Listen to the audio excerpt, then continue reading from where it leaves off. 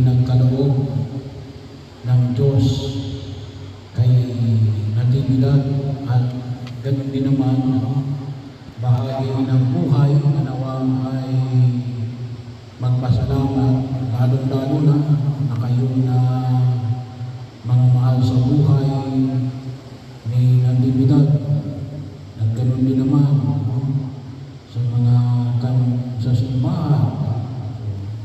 Bahagi na kung saan ay nakapaglingkod sa Natividad sa ating parokya at tayo nagpapasalamat. Bahagi yun na nawa ay marami ang mga natuto sa kanyang paglilingkod. Bahagi yun na huwag natin kalimutan na nawa ay tayo ay lalong matatagin yung biyaya na ipinagkakaloon ng Diyos sa amin. At ganoon din naman sa mga nag-alaga kay Natividad, kasi alam nyo, isa rin paglilingkod mag-alaga sa mga may karamdaman, kahit yan ay kamag-anak ninyo. Yan ay bahagi na tinatawag natin corporal works of mercy. Bahagi na huwag natin kalimutan. Ginawa din naman ay may handa rin niya yung kanyang sarili habang sa panahon ng kanyang karamdaman. Kaya bahagi rin na patuloy na pinamamalig pagkakataon ng kung saan ginawa yung magpapahin ng langis sa mga may karamdaman.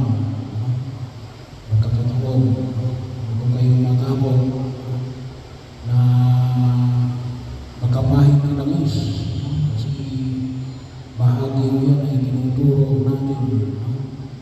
Sabi nga namin ay yung buhay ng tao ay wala doon sa pagkapahin ng langis.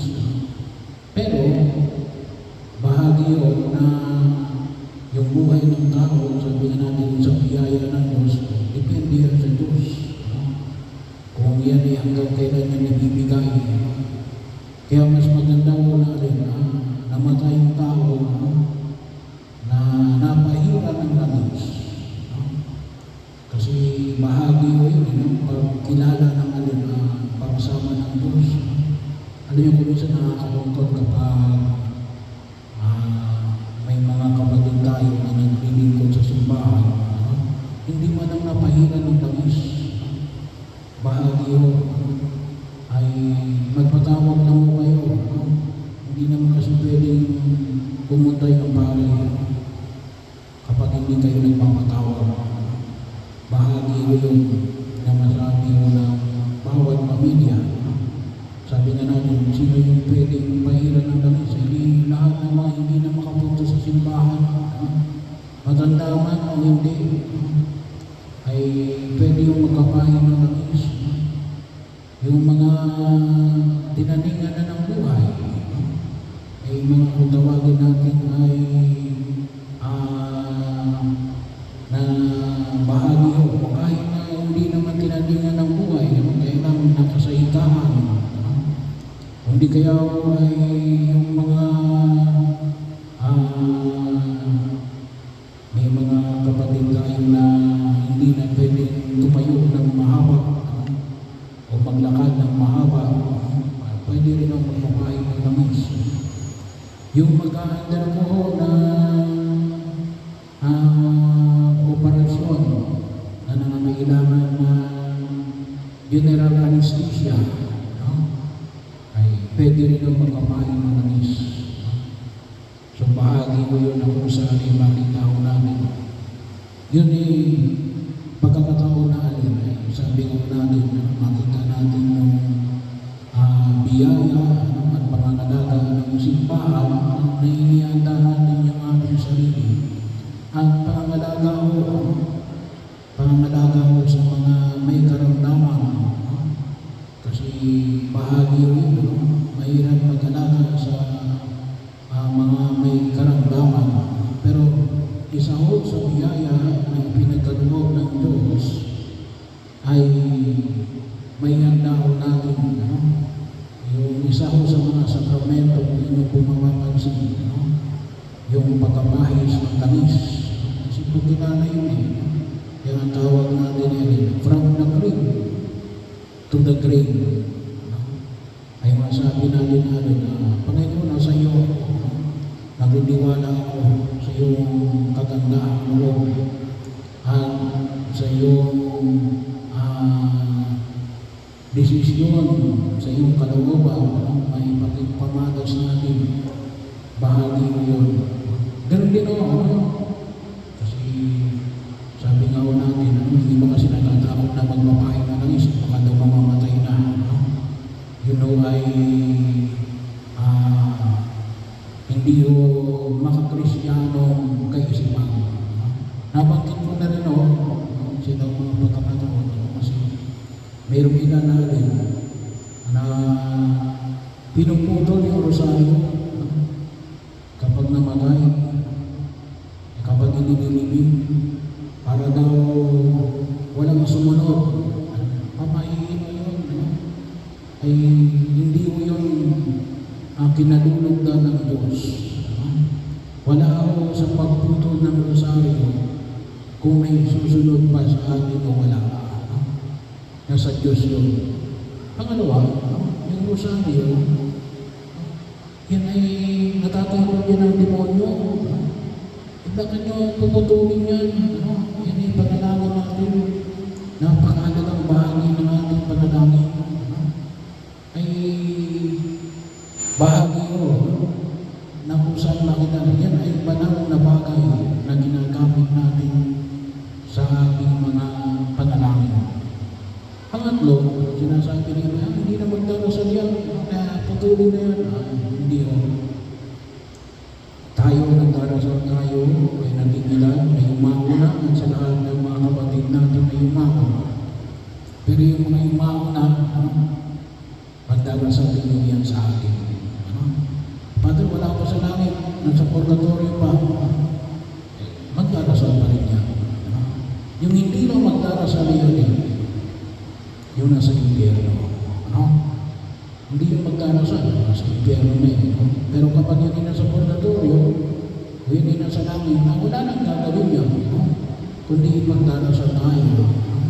At sabihin mo nang ipagdarasal niya, hindi kayong mga kamag-anak, mga anak, mga apo, mga kapatid, mga kaibigan, bahagi yun kung saan ay makita ko natin. Kaya, ilan lang po yan, sa mga makita ko natin na pamahiin na huwag natin susundin. Ito siya napakarami natin. Pero bahagi yun na huwag natin kalimutan, na yung biyaya na yan, ng pagliligtas ng Diyos, na ipinagkaloob sa atin kung tayo ay binunyagan. Nawa, ay tinutulog natin na pakinabangan ni Natividad. Doon sa ipinangako ng Diyos na makamit natin ang kaligtasan na ipinagkaloob niya sa pamagitan ng ating Panginoon Jesucristo na nag-alay ng kanyang sarili at muling nabuhay para tayong lahat ay magkamit ng kaligtasan. At idinudulog natin na kung sakali ba mayroon siyang hindi pa naibigay na katarungan, ay sinasama natin sa panalangin. Yung pong purgatorio, pumunta rin na yan sa langit. Pero ano yung purgatorio? Katarungan mo yan. Huwag yung kalimutan. Kaya akala ng iba, kapag sumampalataya ka ng kay Jesus, ay walang ibig sabihin, katarungan lamang kapag ikay sumampalataya kay Jesus. Hindi ka nadalaman sa purgatorio, hindi yun. Kapag mayroon tayong hindi mga naibigay na hinihingi ng katarungan, purgatorio yan. Papayag ba kayo? Na yung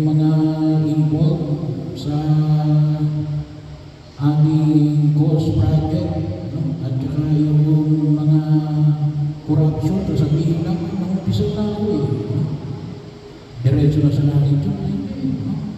Hanggang hindi nila naibabalik ang kahuli-hulihang pusin, no?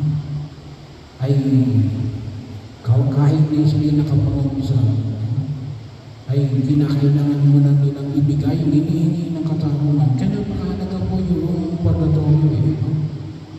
Yun ay sense of justice. Kaya siguro, hindi po na natin ngayon, nawawala ang sense of justice kasi bakit nakalimutan natin yung turo ng simbahan tungkol sa purgatorio. No?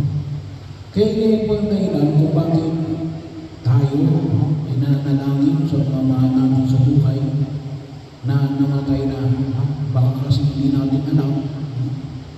Bagaman yung paghihirap na ibinigay at naging bahagi ng buhay ni natigilaw sa matagal niyang pagdurusa sa kanyang karamdaman, ay pwede mo yung maging daan para magbigay ng hinihingi ng katarungan. Pero hindi mo natin alam. Kaya mahaba-hagi yun ay pag-usan natin.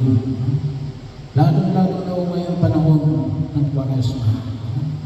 Yung magbibisita yung iglesia kayo, pupunta kayo sa Nasray, ialay ninyo yan tinatitinan. Provided ay nagagawa ninyo yung requirements to receive the plenary indulgence. Katulad ng kumpisal, kawang-kawang. Panalangin para kay Natividad at panalangin para sa intensyon ng Santo Papa sa pamagitan ng pagdarasal ng